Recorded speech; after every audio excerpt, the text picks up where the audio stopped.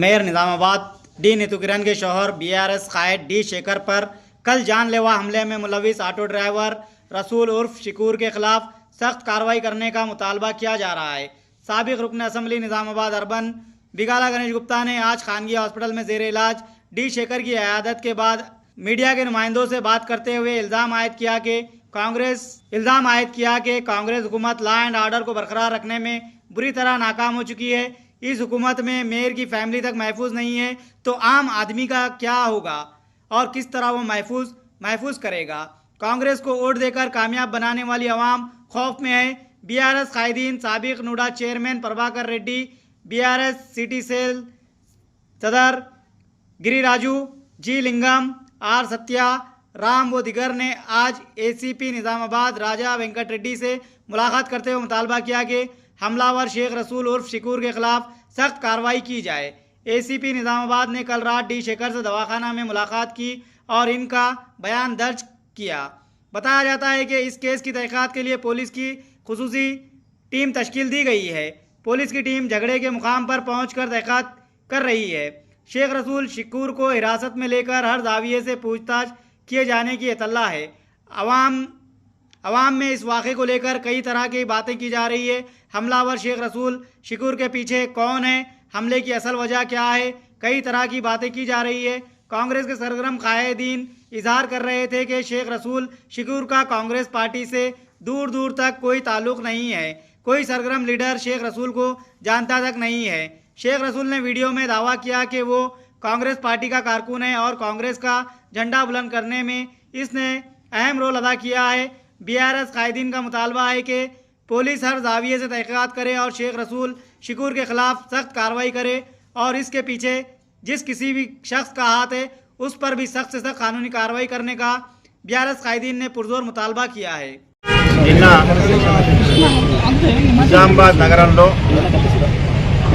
మొదటి మహిళ అయినటువంటి దండు నీతూ కిరణ్ గారి భర్తపై దండు శేఖర్పై హత్యాయత్నం జరిగింది. ఇది తీవ్రంగా ఖండిస్తూ ఉన్నాం.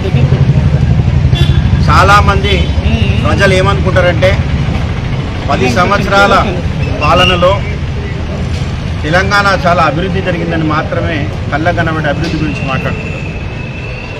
కానీ ఒక విషయం గమనించాలి, తెలంగాణ రాష్ట్రంలో అయినా నిజామాబాద్ పట్టణంలో అయినా అభివృద్ధితో పాటు శాంతి భద్రత విషయంలో ఎన్ని జాగ్రత్తలు తీసుకున్నామో మీరు గమనించాల్సినటువంటి అవసరం ఉంది. మరి మొదటి మహిళ అయినటువంటి మేయర్ గారి కుటుంబానికి రక్షణ లేకపోతే మరి పట్టణంలో కానీ రాష్ట్రంలో కానీ ఎవరికైనా రక్షణ ఉందా అని చెప్పేసి మేము ఈ ప్రభుత్వాన్ని ప్రశ్నిస్తూ ఉన్నాం. రక్షణ లేకుండా ఆయన ఒక్కడే ఆయన డివిజన్లో అభివృద్ధి కార్యక్రమాలు పర్యవేక్షణ కోసం పోతే మరి అక్కడ ఒక వ్యక్తి వచ్చి దారుణంగా పగలే ఆయనపై దాడి చేయడం, మరి వ్యవస్థలో మరి దానికి తగునా, మరి ప్రభుత్వానికి ఓట్లేసి గెలిపించి ప్రజలు ఈ దాడుల కోసమేనా అని చెప్పేసి మేము ప్రశ్నిస్తూ ఉన్నాం.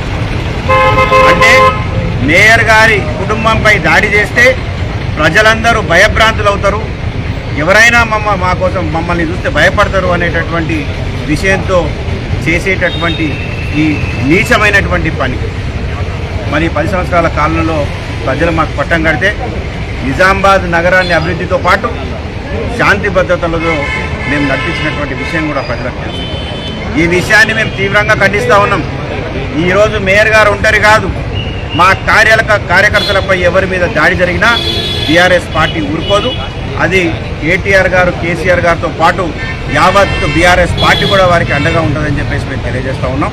మరి రాష్ట్ర వ్యాప్తంగా కూడా మనం చూస్తూ ఉన్నాం. అభివృద్ధి విషయంలో మీరు పని నడిపియండి అని చెప్తే భౌతిక దాడి, అటెంప్ట్ మర్డర్లు చేయడం, రైతుల మీద దాడులు ఇవన్నీ ప్రభుత్వం చేస్తుంది. కానీ మరి ప్రజలను పట్టించుకునేటటువంటి పరిస్థితి లేదు. మరి ఈరోజు ఎంత ఘోరం, ఈరోజు చావు బతుకుల మధ్యలో మా దండు శేఖర్ హాస్పిటల్లో ఉన్నాడు, ఏఐజీలో ఉన్నాడు. మరి నిన్న మధ్యాహ్నం వరకు కూడా మేము కలిసే ఉన్నాం.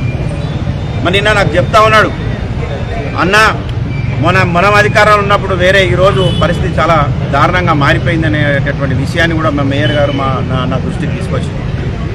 నిన్న మధ్యాహ్నం వరకు మేము కలిసినాం. వివిధ కార్యక్రమాలకు మేము వెళ్ళి మధ్యాహ్నమే నేను బయలుదేరి హైదరాబాద్ వెళ్ళినా కొద్దిసేపటికే ఈ విషయం తెలిసిన తర్వాత మేము వెంటనే హుటాహుటి ఇక్కడికి వచ్చినాం. దయచేసి నేను ప్రభుత్వాన్ని కోరేది ఒకటే, పోలీస్ వ్యవస్థను కోరేది ఒకటే, ఇక్కడ రాజకీయాలు వద్దు. రాజకీయాలు చేసుకోవడానికి చాలా సబ్జెక్టులు ఉన్నాయి. రాజకీయాలు చేయడానికి మేము కూడా సిద్ధంగానే ఉన్నాం.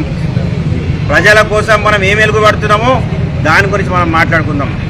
కానీ మేము మర్డర్లు చేస్తాం, మేము అటెంప్ట్ మర్డర్లు చేస్తాం, మేము భయభ్రాంతులను గురి చేస్తాం, మేము నిజామాబాద్ ప్రజలని మేము భయం పెట్టిస్తాం.